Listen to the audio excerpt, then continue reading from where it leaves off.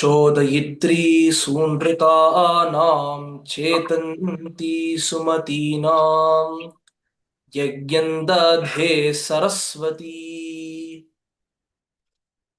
Let's start today's webinar with this mantra.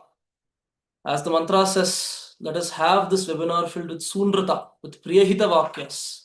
The Vakyas that are both true and Vakyas with sentences that are both true and sentences that are also reflective of the deep devotion we have towards our culture. Everybody, I extend a very warm and hearty welcome to the Waves webinar. This is our 21st webinar. This is talk number 21 as part of our Waves webinar series.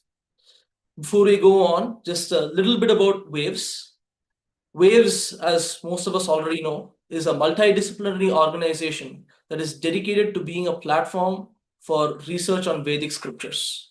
To that end, Waves facilitates multiple conferences, webinars that further this dedication towards bringing out insights and continuing this yajna of bringing new insights and new things to our ever-growing Sanatana Dharma. As part of this, we conduct various conferences, such as the conference that is coming up by Waves International in October of next year, as well as the conference that is happening in December by Waves India this year as well. And of course, multiple webinars. This webinar is a very special webinar, one with extremely esteemed people who have tapasya along with anubhava, both experience and the effort towards it. And it is my honor to introduce the chair of this meeting. The webinar will be on Indus script as Karaṇam, trade accounting system. Our chair, Narayan Komarajji, Dr. Komarajji will introduce the speaker, Kalyanaraman, and I'll be introducing the chair. So Narayan Komarajji is somebody who is the chair of the Taksha Alliance for Space Economy. He's a retired professor of aerospace engineering. He has co-authored many books, a lot of them on Sanatana Dharma, and he's somebody who develops multiple interdisciplinary concepts. He is somebody who has a vast experience in many different fields and is somebody who has been part of NASA. He's a NASA NIAC fellow, as well as the winner of the AIAA Leland Atwood Award. It is an incredible honor to introduce him as the chair for today. With that being said, now the chair, Narayan Komarajji, Dr. Komarajji will introduce our speaker, Dr. Kalyanaramanji. Namaskaram. I am Narayanan Komarath and I have the great honor of introducing Dr. Srinivasan Kalyanaraman, who is today's speaker. He is a pioneer and a founding director of the World Association of Vedic Studies. His list of awards, etc. is too numerous for me to list. You can look it up. Our social studies textbooks mentioned Mohenjo-daro and Harappa, unearthed in 1925. All else in civilization was supposed to have come from the West. All our Vedas and Puranas were said to be mythology, the study of myths. My mother taught me that at the Triveni Sangam in Prayagraj, Ganga, Yamuna and Sarasvati came together, Sarasvati being underground. This was also called dismissed as myth. Much worse, we were not allowed access to the so-called mainstream archaeology and history archival journals about our own history, which were dominated by people from Harvard and Oxford and, sad to say, India's top universities. Today we know better, far better. This was the Dharma Yuddham, the Mahishasura Mardhanam, for which Saraswati Bhagavati empowered Srinivasan Kalyanaraman. By her blessings, Sri Kalyanaraman, already well versed in the Puranam, studied economics, accounting, not archaeology or history. He only claims to be well versed in Tamil, Sanskritam, Kannada, Telugu, and Hindi and English, but his works show that he knows much more about many other languages. I learned from him that his excellent work for Indian Railways early was what led him to be sent for higher education with their blessings, culminating in a PhD in public administration under understanding people and societies. Again, Saraswati Bhagavati saw to it that he rose to the top of the Asian Development Bank. headquartered in Manila, the Philippines. At the Manila Museum, he saw there artifacts of Filipino civilization, which he realized were the same as those from the Indus civilization. Same all over Asia. He helped projects in 29 Asian nations, of course, in the role of a chief accountant. So he knew that this is all common. And today it is known that even Australian natives have the same DNA as Bharatiyas. So after the Pokhran nuclear test in 1974,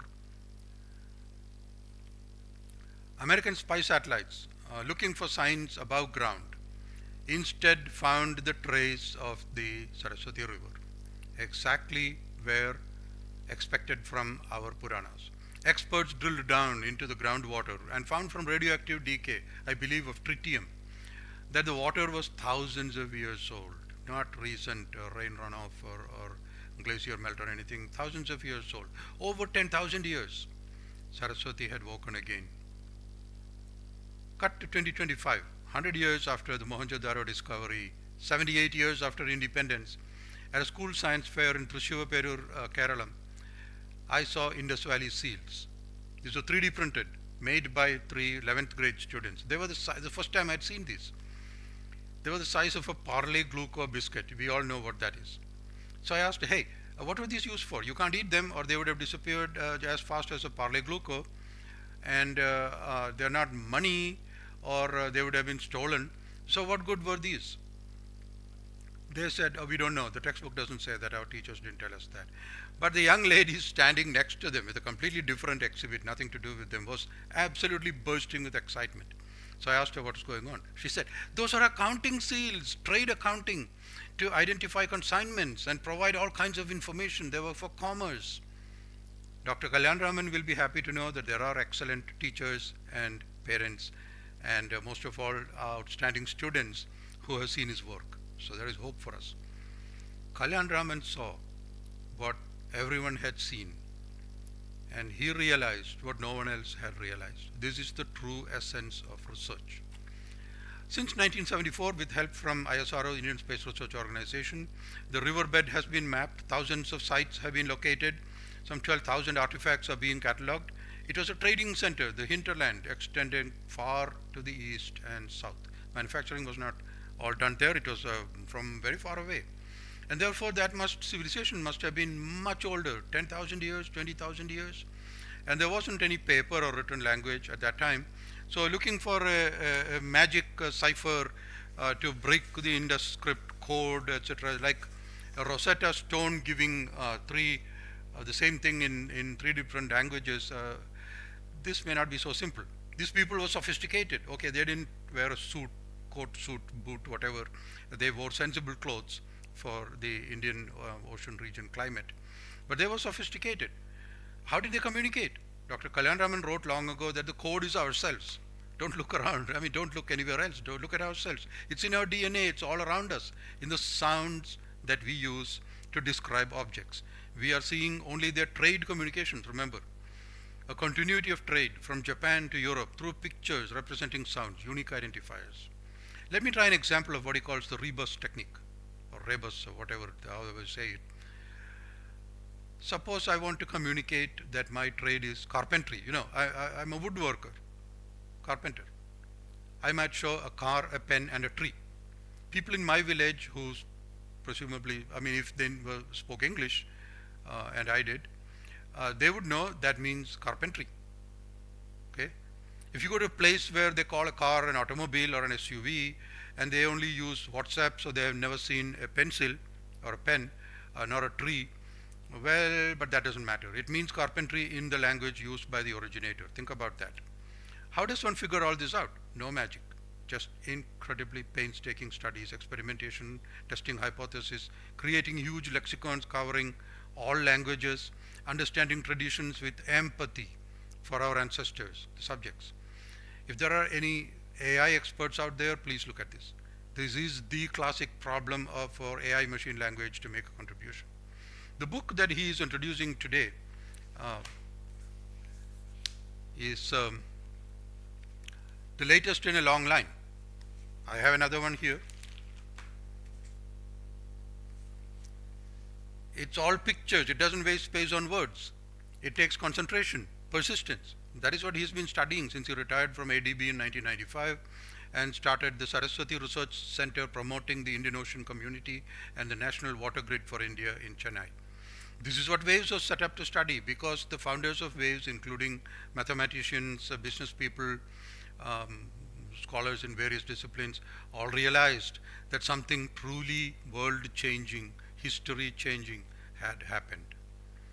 The first two papers in WAVES 1996, which came out in the proceedings in 1998, were from the late Dr. Brajesh Lal, director of the Archaeological Society of India, and from Dr. Kalyanaraman. You should read both for starters.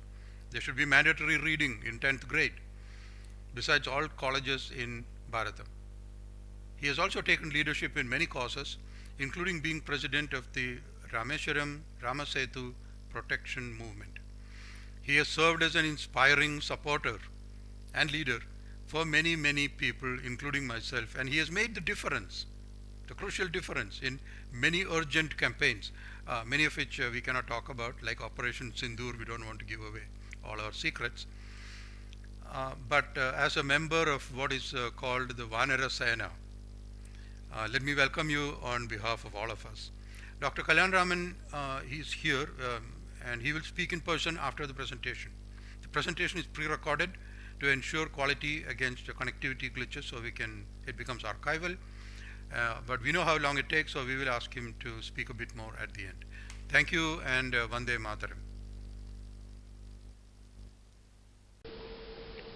Ambitame, Naditame, Devitame, Sarasvati, Aprasasta Ivasmasi, Prasastim, Ambaraskrudi. Indus script deciphered as the metal roots, Samparka Bhasha, rebus motifs. Evidence for a metallurgical accounting system and Meluhha artisan guilds that powered the Bronze Age. Resources used are 5 photographic volumes with total inscriptions of 9,412. The 6th volume is coming out soon. Srinivasan Kalyanaraman's August 2025 work, Indus script as Karaṇam trade accounting system, unlocking the ledger of ancient India's economic might. IGNCA Bharata Vidya Prayojana has set up a database of over 1,000 deciphered Indus script inscriptions.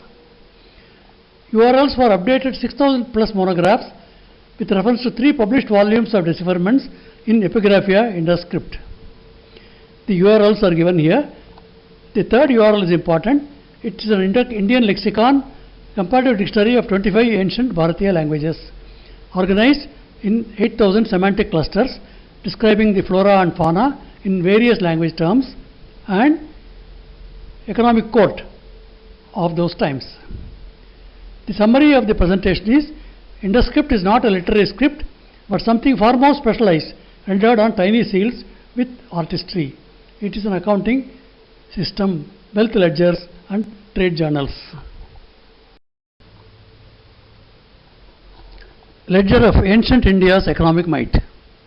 Deciphering the Indus script, 4 core hypotheses and workshop tracking. Premise for hypothesis: Indus script is not a literary script, but something far more specialized.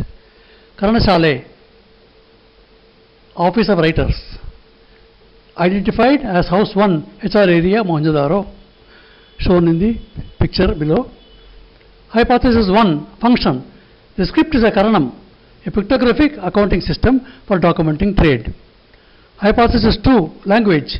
The language is Meluhha, the technical guild speech, Desi Bhasha, of the metallurgists and merchants who drove the economy. Hypothesis 3, metal sources. K3 mine complex of India was the largest source of copper during the Bronze Age. Tin from Mekong Delta's largest tin belt of the globe was sealed and transported by Meluhha merchants along the Indian Ocean rim and the riverine waterways of Mekong, Brahmaputra, Ganga Yamuna, Sarasvati, Persian Gulf, Tigris Euphrates. Hypothesis 4, economic scale. India as Bronze Age superpower in maritime trade. Accounting system of Indus script for Ganatantra, People's Republic. 2 seals M1177 and M301 are analyzed. with reference to grapheme, semantics, and wealth account ledgers and journals. M301 shows a remarkable combination of graphics, glyphs, pictographs, which are a combination of a number of animal parts. Kara, hand; Karai, wrist; Karanika, scraper. Rebus is Karani, Karani, Karanika, Karanika, Prime Minister of a state, supercargo of a ship, representative of the ship's owner on board a merchant ship, responsible for overseeing the cargo and its sale. The same word also is mentioned in Kautilya's Arthashastra as Karanika, one who examines or investigates. Amarakosha describes it as examiner. Synonym of this word Karanika is Akshapatalika. Karaṇam. Karaṇam functions as Karanika of Akshapatalika, according to Amarakoshodghatana of Chiraswamin, chapter on politics and administration, law and administration. Aksharapataladikrita is the superintendent of records and accounts. The two script signs are sign 342 and sign 48 on M301. Sign 342 reads Karanaka, rim of jar, handle. Rebus reading is Karana, account. Sign 48 is Kana, Kana, the spine or backbone. Rebus reading is Kana or Kana, wealth, goods and possessions. Then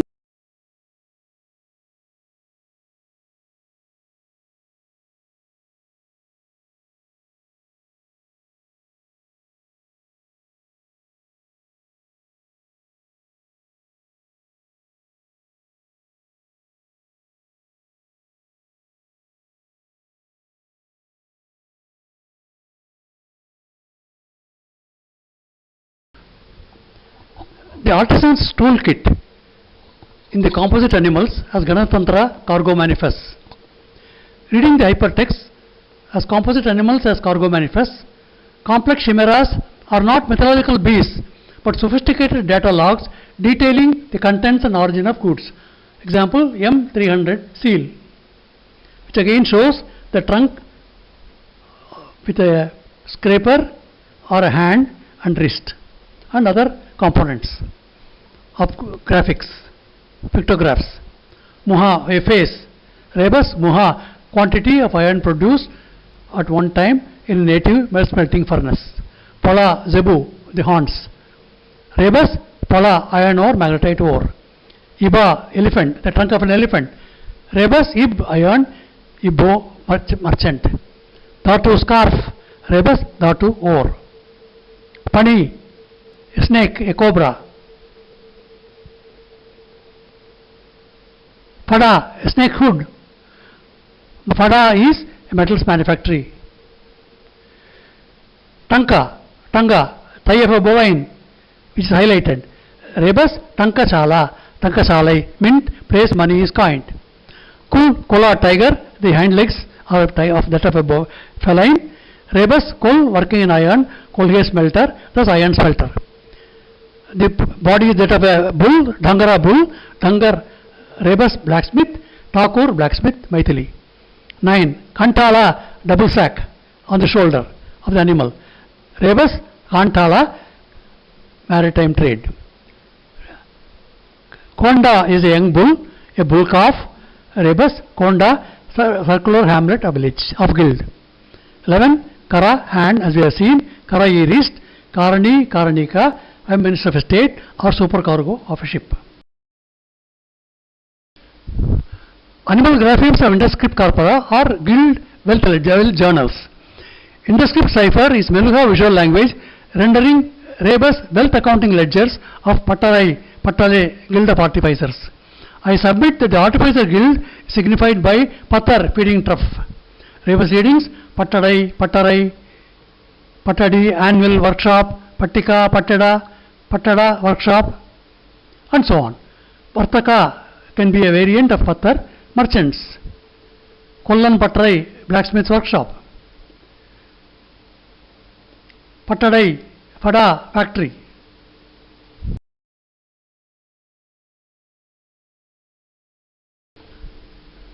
Components of the famous Pasupasi seal M304 are presented. They signify merchant, iron smelter, wheelwright, smithy, metalware, cargo, copper, pure gold, metal castings, gem settings in fine gold. All of them red rebus in Meluhha. For example, the elephant. Kariba is the trunk of an elephant.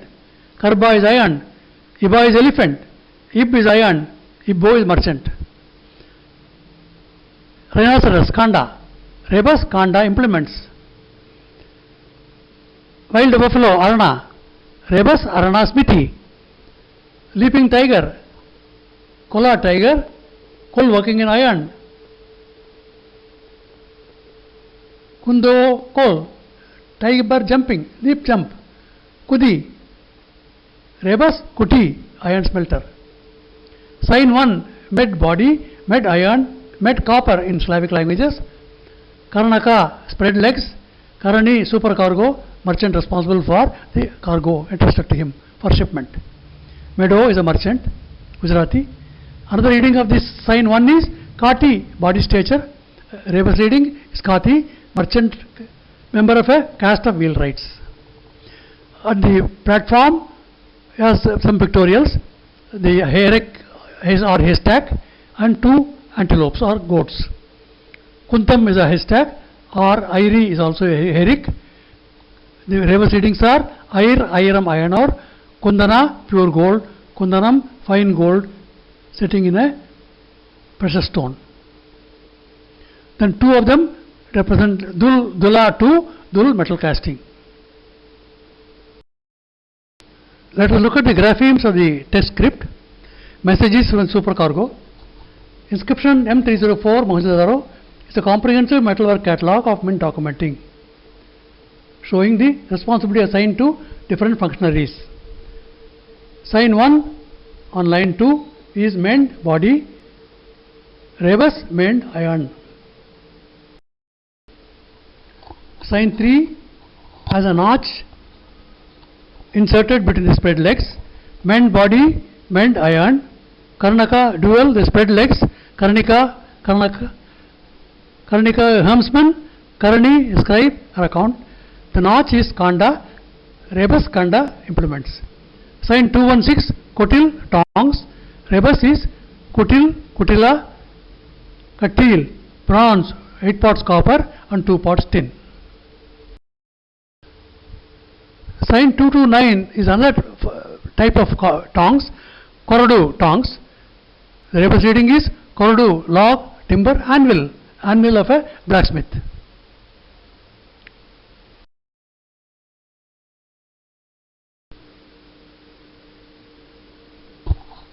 In a remarkable parallel, a Neo-Assyrian agate cylinder seal of 8th to 7th century before Common Era shows a comparable narrative with a three-faced person seated and with a spoked wheel on his chest, signifying sun's rays. The reference seems to be to Rigveda 10th Mandala 8th Sukta, referring to Trishirastvastra, a three-headed Vishwakarma, associated with the legend of the sun's disk. The horns worn by the seated Ho Yogi on M304 has a Kunda cluster, rebus Agni Kunda, fire pit, Kundi crooked buffalo horns, rebus Kundiya, village headman, leader of a village, and Tatar buffalo horn, rebus Tatar smelter, brass worker. Thus he seems to signify a leader of brass workers. Is it a Rosetta Stone from Indus script? We do not know. But definitely it shows a Trisiras is Twastra. The details of the Twastra are documented in the literature of ancient texts of Bharat related to sun worship and relation to the sun. Continuing the text script, we see the sign 342 inlaid with 2 short strokes. Sal is a spike or a splinter. Rebus reading is Sal workshop. Workshop of writers, Karanika, Karna. Then next, there are two signs, 342 followed by a fish with fins.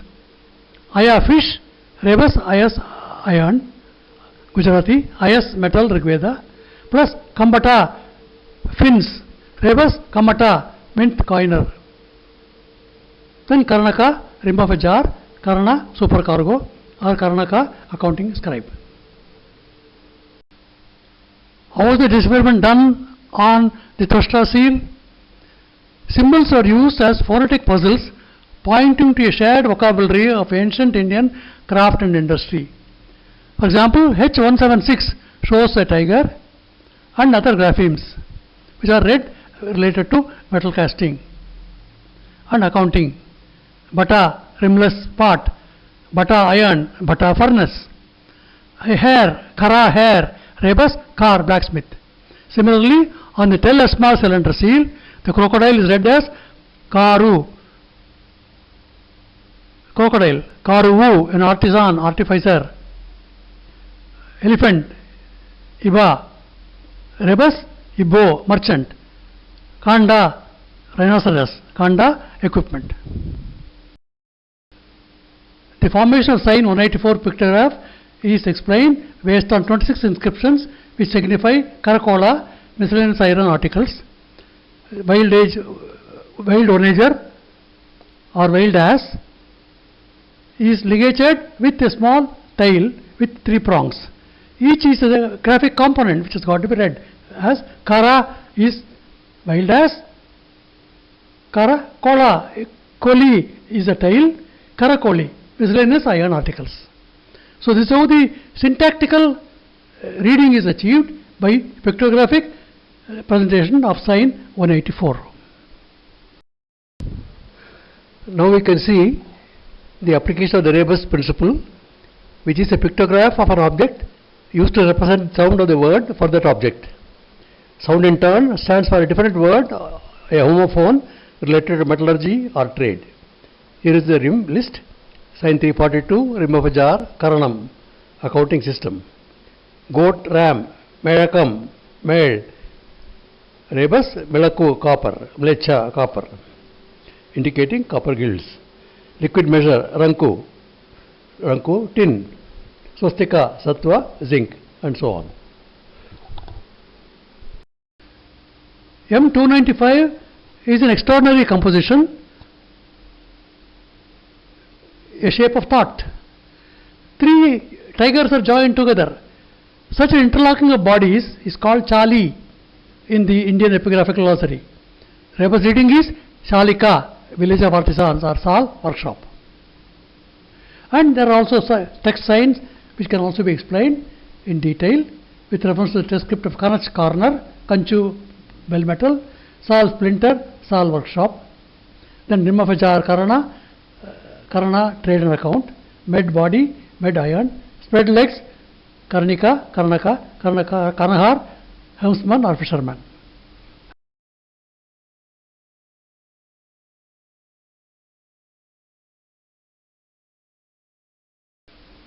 The same pattern of rebus readings in Meluhha can be done for the famous Gadseel 12, which shows a water carrier, and also Seal M1405. It's an international bill of lading of showing cast iron smelter goods, Gadseel 12 from Ur. The sign is water carrier. Kuti is a water carrier. Kuti means a smelter. Same type of reading can be done for M1405.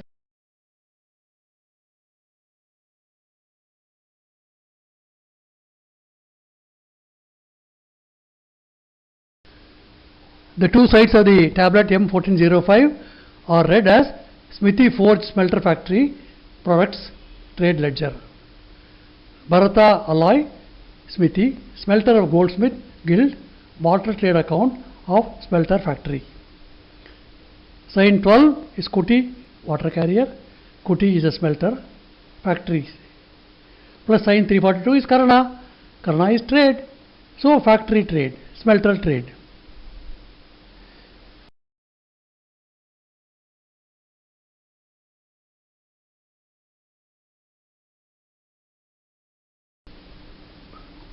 Most frequently used field symbols are that of a unicorn and a standard device. Unicorn is a young bull, Kodia. Young bull, Kotia is a dhow, a seafaring trade vessel. Similarly, the standard device has got two parts, Sangada, a body formed of two or more parts. Part 1 is a lathe. Part 1 is a lathe, Kunda. Kundana is fine gold. Part 2 is a churning vessel, Kantal maritime. Kantala is churning vessel. Then body of parts, two parts joined together becomes rebus, Jangadio in Gujarati or Sangadam in Malayalam. It also yields the word Jangad, an invoicing system on approval basis. And the parts of the young bull are detailed, they are also analyzed rebus with reference to each graphemic component of the young animal, young bull.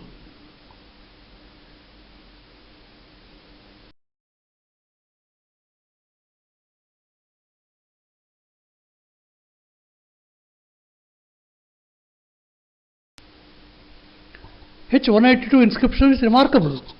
It has an incredible combination of both text script and pictorial representations. A drummer together with a tiger, and 5 swastikas alternating, and each handle of a swastika inlaid with a notch. Every one of these components can be read. For example, the drummer is Mandari. Mandari is a blast furnace. Tiger, as we have seen, is Kul. Kula, headman of a guild. Each of the signs can also be read.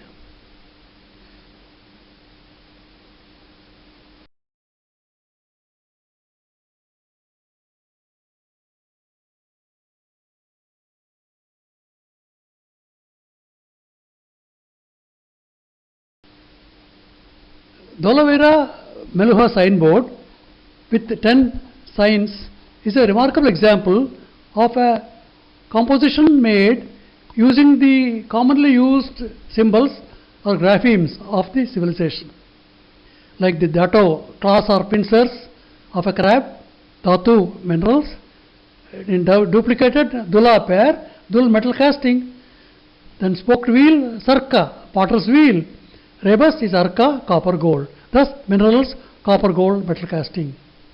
So the work indicated by the proclamation of the Dolavira signboard is guild work, metal casting of mineral, copper gold, furnace produce, bell metal equipment.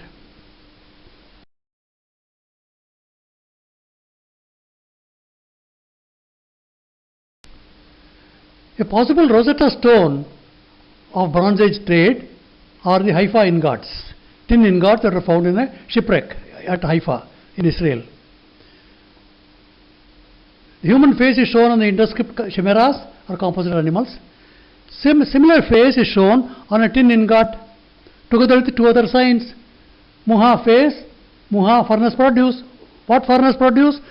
Ranku, liquid measure, Ranku tin, Dhatu, cross is X, Dhatu mineral, tin mineral furnace produce.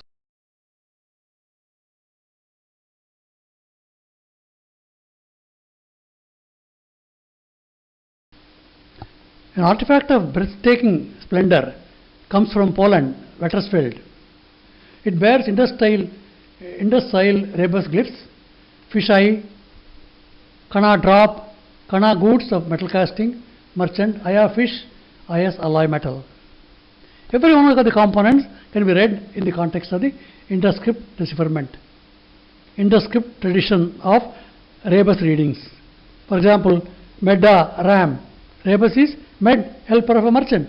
So 2 ram heads are shown attached to the fin tail of the fish.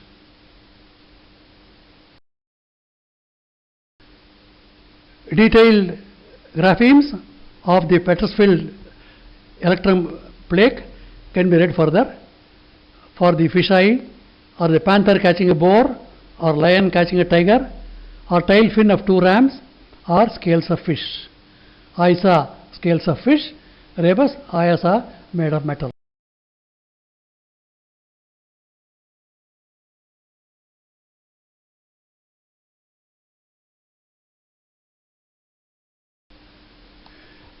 In summary, we can document an ancient maritime trade showing ancient India's economic might, with a network of trading partners extending from Mekong Delta to Anatolia.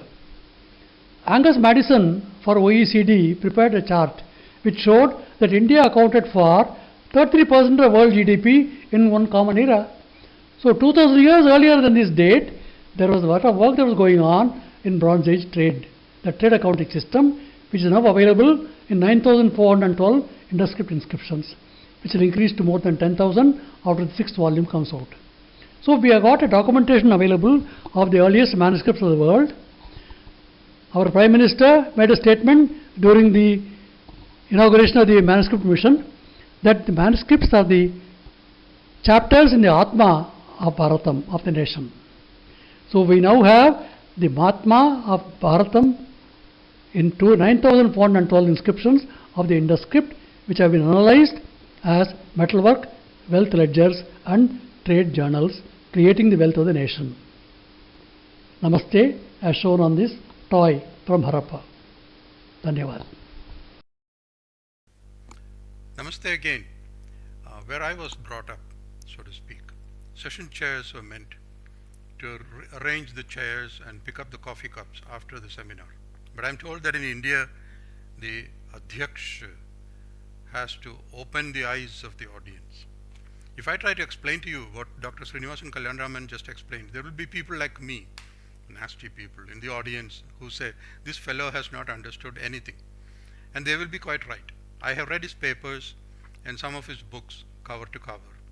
I have listened to his presentations. They make sense. For the first time, history makes sense, useful sense to me. But can I do this? If someone gives me an inscription and say, hey, decode this, now you've heard everything that Dr. Kalyanaraman has taught you. No, I'm sorry, it will take years to learn how people from a civilization 10,000 to 20,000 years ago thought. What was their context? And we have only seen their trade communications. We must guess at all the rest of the context. What were their lives like? From what is passed down, either through looking at those artifacts or through our Puranam. You remember that what is dismissed as mythology, that's where the knowledge is. One implication of the rebus style is that manufacturers intended their product to sell locally. Is this right? I don't know. Here, Kalyanaraman did not say this. I'm just saying, let's please think about this. Their logo was clearly understood by those who lived nearby. So they were not export focused. They really didn't care what the tariff rates were in other countries. But try imagining the size and wealth and sophistication of that society. We are only beginning to scratch the surface. So I'm requesting anyone out there to help take this process forward. It is our best hope. It is pan-disciplinary. That is why you see a senior executive, retired executive of the Asian Development Bank using linguistics and technology and his vast knowledge of the Puranam. And he's using all that, and it's just his understanding of people and societies as a key to open our distant past. So every discipline is part of this as we try to bring Bharatiya Samskara, our knowledge systems, our technology alive again. Again, thanks to Dr. Srinivasan Kalyanaraman for his usual and expected, brilliant and inspiring presentation. Vande Mataram, Saraswati Namastubhyam, Jai Hind.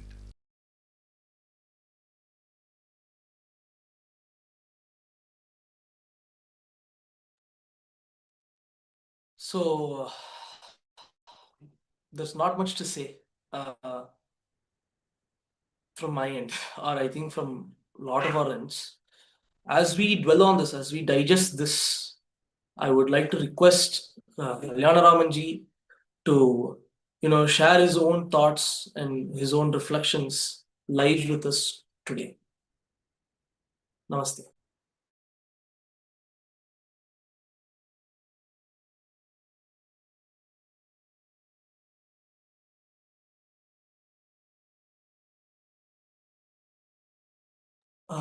G, I think your mic is muted. Yeah. Okay. In here? Yes. Yeah. Yes. We are now taking documented history of Bharatam to 3rd millennium before Common Era with 9,412 Indus inscriptions which can be read and understood. 6th volume of Photo Corpus will come out and take this number to more than 10,000, which are the earliest manuscripts of the world. The major findings are: number 1, language was Desi Bhasha or guild speech. Number 2, all inscriptions relate to Bronze Age metalwork wealth, copper from Khetri mines, zinc from Zabar mines, and tin from Mekong Delta. Powered the metal age of copper, brass, bronze, and iron of 3rd millennium before Common Era all over Eurasia. Tin, zinc, copper, and iron route predates Silk Road by 2 millennia. Number 3, presence of Ritvij indicated from the evidence. Potru, Brahman, Nestru, 3 Ritvij, also known as Twastra. Seal 304, so-called Pasupati seal, and with the graphemes indicated on his trefoil shawl, can be linked to the Traitatavi Ishti of Satapada Brahmana. 4, we can document the trade and wealth transactions which made Bharat the richest nation of the globe by one Common Era. Surprisingly, the mention of Karaṇam accounting system occurs in Tolkappiyam, a Tamil old text. Number 6, Changadiyo, a military guard, accompanies treasure into the treasury. A similar word is called Changadam in Malayalam, which also means a Nair treasure guard who takes care of the treasure entrusted to him on his boat. Changada boat. There's number 7, evidence of Aranmula Kannadi. It's a high tin bronze mirror, which also has been archaeologically attested. What method did I use for getting all these conclusions? I did not make any a priori assumptions about Dravidian, Austroasiatic, Indo-Aryan language families. I just constructed a multilingual comparative dictionary of over 25 languages of Bharat. They validated the assumption that it was possible to reconstruct the speech of the people of Sarasvati Sindhu valleys by matching the pictures of the script with the graphics and similar sounding words of ancient Bharatiya languages. That's all that I did. I have no magic to present it. It is for the people to judge whether they are meaningful or not. It appears as though a very important contribution was made in the earliest manuscripts of the world in this documentation. I'll unmute. Thank you. Thank you so much, Kalyanaraman ji. Arumaiya irundhathu. It was something. We will now go on to the question and answer session. Again, I have put this in the chat as well. We will be only accepting questions from the chat. So if you have any questions, now is the time to put them in the chat. If you've already put them out before, we can start answering as well. Komaraj will be helping me. Komaraj will be helping us answer these questions as well. So again, I request any questions, please do not unmute and give them out. Please put them in the chat so that way they can be answered.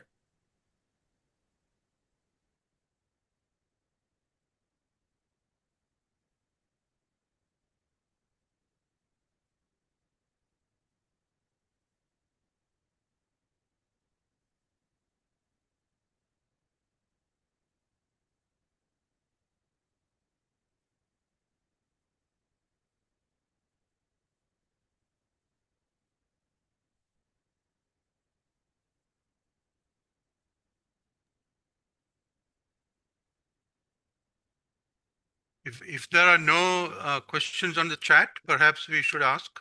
There is a question from Mohan Chalani. Was the language most similar to Tamil? Can I answer it? Oh, please. Yeah. As I told you, I did not start any assumption about languages. To say that it is Tamil or Telugu or Malayalam or Kashmiri or Old Prakritam or Vedic Sanskritam We do not know. But I presented those words. Now we can recompile to see if any construction can be made of the languages that were spoken by the people. But one thing is clear. In the speech of the speech people, there is a lot of pronunciation variations occur. But they have got a common meaning. So that means you are able to transact irrespective of whether you are a Tamil speaker or a Malayalam speaker or a Kashmiri speaker.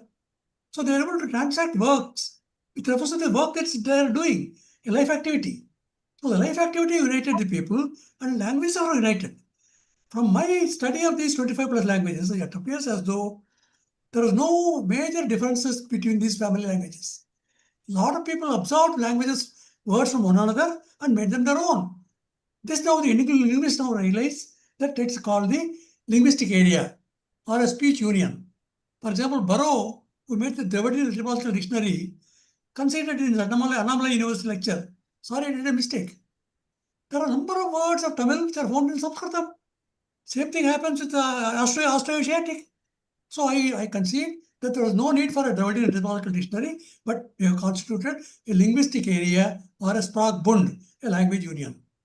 So the unity of languages that existed at that point in time gives us a lead as to how 25 languages emerged. So, and people migrate and move forward. There are changes in words, pronunciations, and all that. But the core work seems to be in terms of exchanging words from one another. A Tamil word like Karaṇam. Tolkapi mentioned this accounting system. Is it a Tamil word or is it a Sanskritam word? It appears in all languages. For example, in Oriya, Karaṇam means a trade. Karaṇam means an accountant, a village accountant who maintains the revenue records. So we do not know which came first. In fact, the linguists now agree it is impossible to trace the original languages, whether one borrowed from another or either this direction or that direction. I would say Tamil existed, Malayalam existed, Kashmiri existed, Prakritam existed. All people from different language families joined together to create this Desi Bhasha. Thank you. I think there's a question on, can you explain the boundary of Jambudvip? I don't know if you want to take that, Kalyanaramanji. Jambudvipa refers to the jamun that we find from Gujarat. In jamun in Gujarat is so huge, it's almost like a mango. So the Jambudvipa comes from the word jamun. So jamun is a very important medical component in Ayurveda. So the Jambudvipa relates to that area, Kutch, Gujarat, that island structure. That seems to be Jambudvipa. That is where the people operated.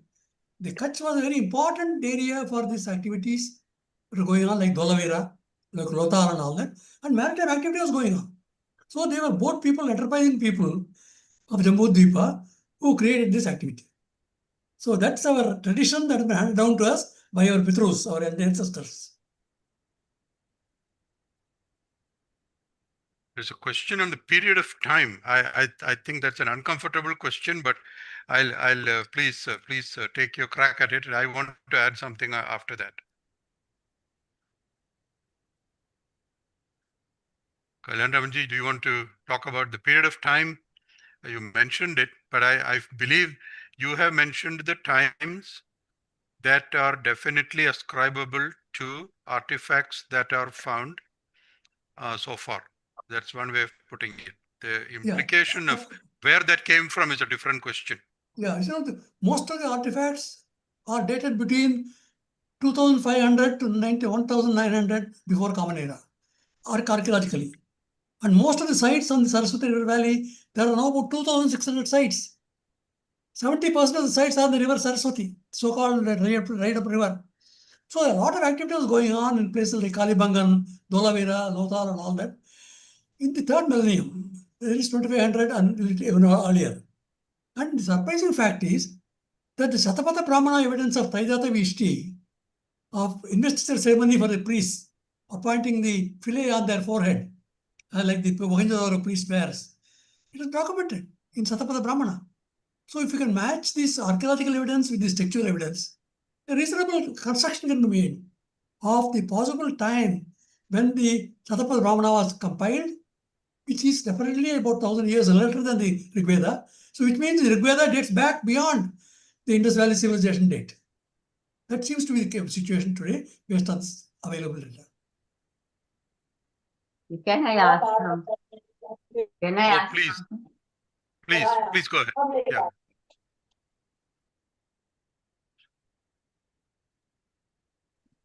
So Go to ahead. summarize, the period of time is covering from the 3rd millennium, probably even 4th millennium later, up to 2nd millennium.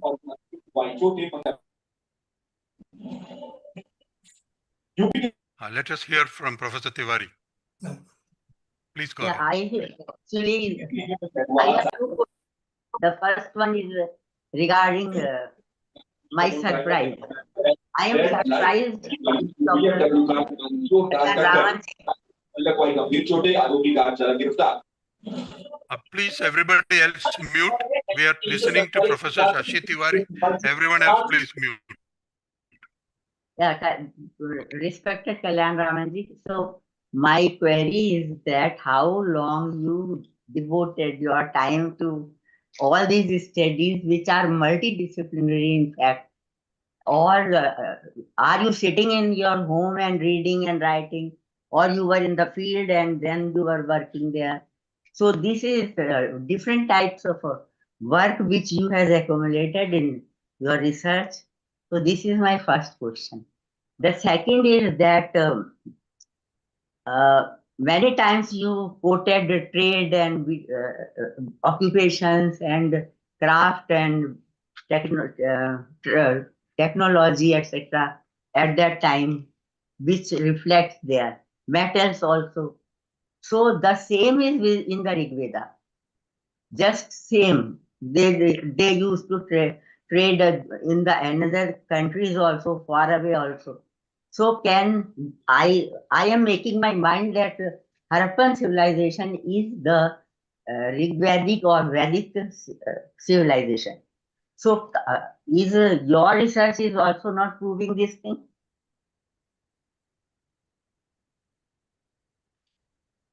So two questions are there.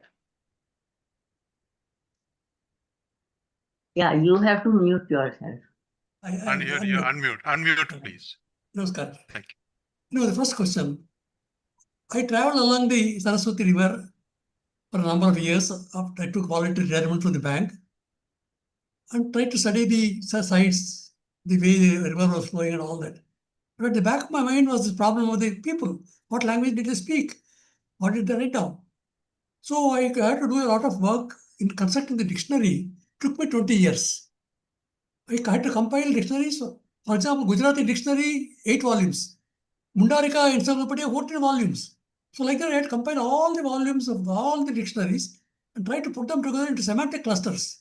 8,000 clusters, flora, fauna, economic activity, numbers, numerals, and all that. And I tried to match similar sounding words together and call them homonyms.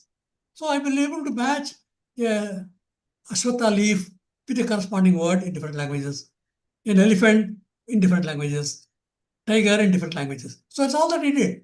I tried to compile a dictionary of all languages, giving the meanings of those words from our purpose images called graphemes. Then similar sounding words existed. For example, kuti. Kuti means a tree. Kuti also means a smelter. So similar sounding. So kuti as a tree, as a fauna item, as a flora item, but kuti as an economic item. So like this, the matching takes place. Like Karana. Karana is a rim of a jar, like a handle. Karaṇam, like a ear. Then Karana is an accounting system. Karana also is a dance posture. So we found the Nataraja statue there, and 2 dancing girls and all that. They were also in Karaṇam. So they were trying to communicate meaning of these words which occurred. But I did not go into the polemics of which came first, whether Veda came first or Tamil came first. I don't know. It's not necessary for me. To the extent that people are able to understand each other, absorb those words, that was enough for me to reconstruct these language structures. So that's what it took in the first. Then second, the technological components became important because the Bronze Age was a remarkable transition from working with stones, and major contributions were made from India. K3 mines produced the copper, Zawar mines produced the zinc, and tin came from Mekong Delta. So tin, zinc. tin plus copper makes bronze. Zinc plus copper makes brass. So brass vessels, bronze vessels. And now we know iron also existed in 4th millennium from Kerala and other Tamil Nadu sites, Andhra Pradesh sites, Oriya sites. So iron, copper, zinc, tin, and the alloys that they are making, they are all getting recorded in these inscriptions. So the technological components become very important to understand how the metallurgical advances took place and how the boating technology is developed, how a stone boat can be made from Kerala and can transact as a maritime vessel, as a seafaring vessel. So technological components also have to be understood. So the study, as you correctly pointed out, Shiva Tiwari, was very complex. That's why it took me 46 years to come to some kind of a reasonable summarization of presentation that I have made so far. Some more work has to be done. So if people get together and use this as a framework, find critique it, cancel some other words, add some more words, and then be able to get a complete handle on our oldest manuscripts of the work. That's my submission. Namaskar. And about Vedic and Harappan civilization. Vedic angle, I was surprised in Shashiji. It came Similar. from the fillet that the Mohenjo-daro priest was wearing. He's called Potru because Pot is a bead, a gold bead. It's called Potru. And Poti in Malayalam is a priest. So the Potru was a purifier priest, a Ritvich. So the fact that the statue of a priest has been found in a very worshipful state, that is, people respected that person as a Ritvich. Your was there, yes. So the Shatapatha Brahmana evidence of Trajata Vishti and the facts of a Potru wearing a Poti, gold bead, indicates that the Vedic people existed together with these Indus Valley people. They were all Vedic people of Shatapatha Brahmana time. Yes. Thank you. Namaskar.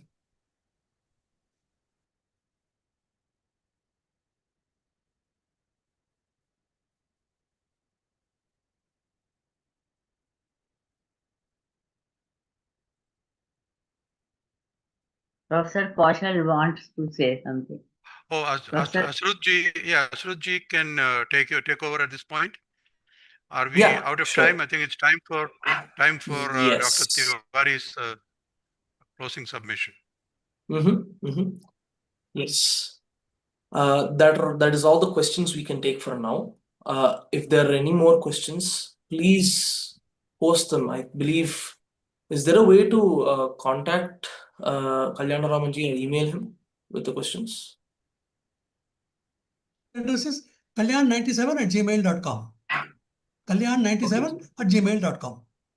I'll be very happy to answer any question that comes up.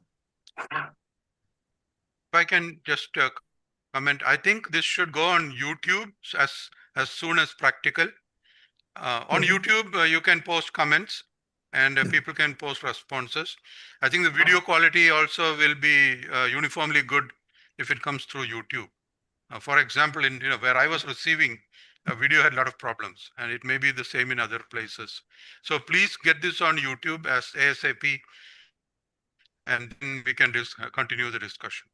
Very simple. Definitely. Okay, go ahead. Can I have a question? Go ahead, don't please. I think the brief question. Huh? Yeah. Okay. Brief question, please. Yeah, go ahead. See, I have a suggestion. Prepare a glossary. Itself is a subject of research in this area. This is my observation. Please repeat. Glossary, Question should be repeated. in my opinion. May I respond? I think. Yeah. Yes. Go ahead. Yeah. Oh, I think it is an excellent suggestion. I do hope that this what he has done for 46 years, we need thousands of researchers in India to take it forward. Yes.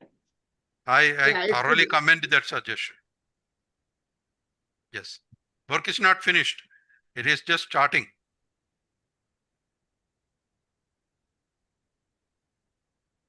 Yes. with that, we'll wrap it up. Like Comrade G said, any more questions? Please, May I either have a in question? comments. Please I- post it on the chat. Yeah. Let's go on because we're out of time.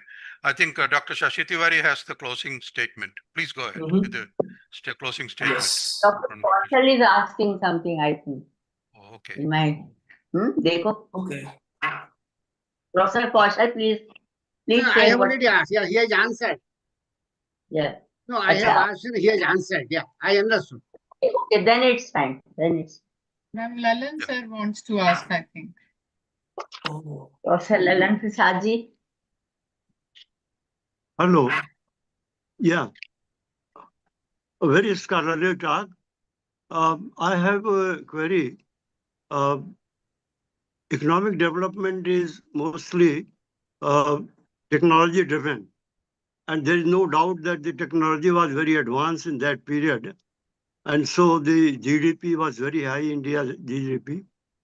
But I just wanted to know what is the basis of saying that this was 33%. It may be 50%, it may be less. There must be some basis on which this type of calculation has been done. So can you just explain, Professor? Oh, Can I answer? yeah, please. I don't have an answer. Yeah, I can tell. Professor Angus Madison was commissioned by OECD to do a study. It took about for 3 years to complete the study. He studied the economy of all the countries of the world for about 2,000 years. One common era to 2000. And was able to reconstruct very reasonably based economic arguments based on the population and the economic activities that existed at different points in time based on the available literature and evidences. And he was able to make a computation of the total wealth that would have been produced by these numbers of people and the types of products they were producing. For example, navigation was very active in the Indonesia region and also in India. Boats were there, they were moving all over the place. So the navigable activity and the availability of resources like tin, copper, relative to the Bronze Age became very important. And of course, iron ore, we know the facilities of iron ore in India, which is the richest iron ore in the world in terms of quality. So these major resources of metals and the woodwork best available on the economy of the Himalayan mountains and the wood trees, which could make boats, furniture, and so on. So they contributed a lot at that point in time to the wealth of the nations. So I think it was a reasonable construction made of economic historian, which has stood the test of time. Number one was India, 33%. Number two was China, 25%. And later on, things changed after India got looted by the British regime and all that. So the work done by Angus Madison has stood the test of time among the economic historians. Namaskar. Okay, with this, we'll wrap up the Q&A session. We'll move on to the closing statement. Shashi ma'am, we have the closing statement now.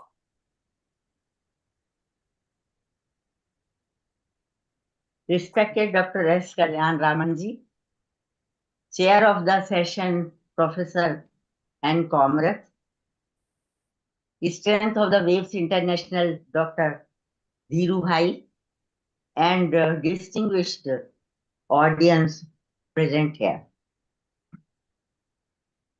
मैं सोच रही थी कि हमारे जीवन में कुछ ऐसे लोग बीच बीच में आते हैं जो हमें गर्व और गौरव की अनुभूति कराते हैं और हम सोचते हैं कि उनको और लोग भी देखें और सुने और इस तरह वो आगे के लोगों के लिए एक दृष्टांत बने और सबके मनों में रहें। कुछ विद्वान होते हैं, ज्यादा नहीं होते, और मैं मानती हूँ कि डॉक्टर एस कल्याणरामन जी उनमें से एक हैं और I am really very happy and delighted and proud also that I know him from the last 30 years or more than that. And Dr. Kalyanaraman ji, you must be remembering that from 2004 to 2014 or so, like that, he was president of Waves India. And at his presidency, Pondicherry conference was held, and then Jaipur conference was held. And Dr. Kalyanaraman ji, are you remembering? Or you have forgotten everything? So all these, whenever there was a conference, he will be there to guide us, to give us support. So he is a wonderful and very, very illustrious personality, and we are really very proud that India Waves has honored him also last 2 years back. He is a historian, he is an archaeologist, he is a linguistic, and more. He is so many things he has done in his life. He is a recognized scholar, and his researches on Sarasvati, Ram Setu, Harappan civilization, Indus script, decipher of Indian script, all these are very famous. And Ram Setu, once in Waves India, a lecture was arranged on Ram Setu, and it went up to 2.5 hours. That Professor Lalan Prasad must be remembering him.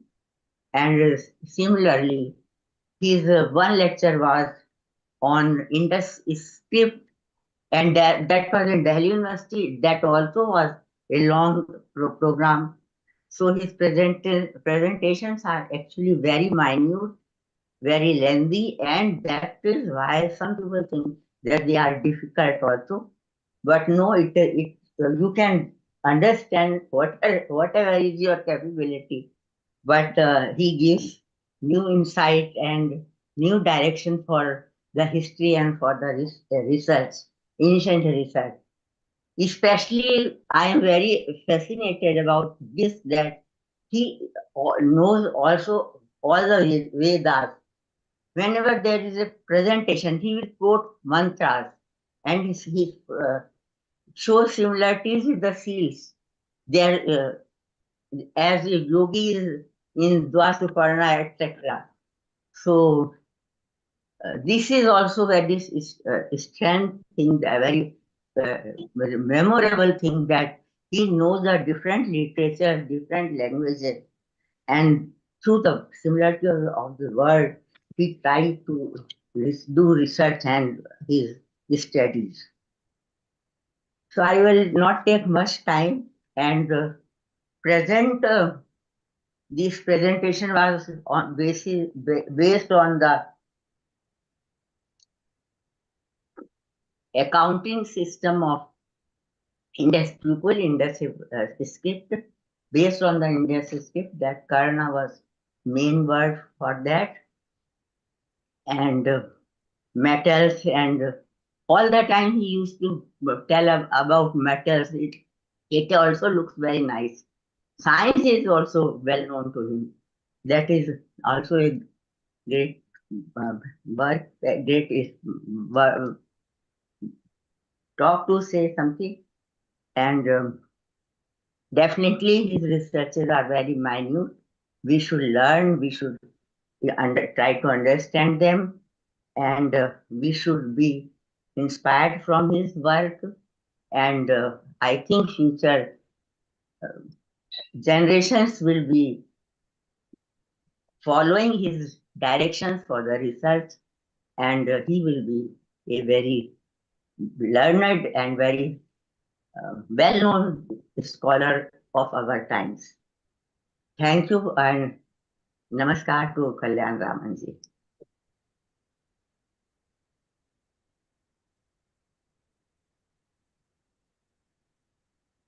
Bhavama Renino Vayam. That is the thought that came to my head as soon as I heard all of this. In that line, as we are all indebted, we must know who we are indebted to for all of this to happen, everything we're seeing today. So I kindly request Dhiruji to give us a vote of thanks, to let us know who we can thank for all of this. So for that, Dhiruji, please. Thank you. Dr. Kalyanaraman ji, namaskar to you. Namaskar, Dhirubhai. Namaskar. I have known you ever since 1996, You always help us in organizing the conferences. You participate in the conferences. And I've never met any intellectual and research scholar of your caliber. Let me tell you, during my last 85 years of life, I've never met such a person like you. And being such an intellectual, you have been very modest, never try to show off, no ego, and that's something very rare to find in this world. We wish you all the best. I hope you can continue to contribute like this and let India, Bharat, people understand that what culture we had, what we were, and what we should come back to that. So with that, Kalyanaramanji, thank you so much for participating in this conference and giving us your intellectual ideas and trying to simplify it for people like us. And we look forward to talking to you again and again and again. With all the best wishes, thank you. Done. It's done. Yajnam dadhe Sarasvati. In this way, this has continued the stream of insight, this yajna that has been going on. And I think further all of us should pray that this insight continues onwards. We should pray to Saraswati Devi herself. After all, she is the presiding deity of insight. Sunratanam, Sumatinam Chetanti.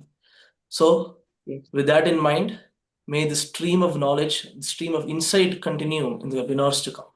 With that, we'll close today's Waves webinar. Namaste. Sita.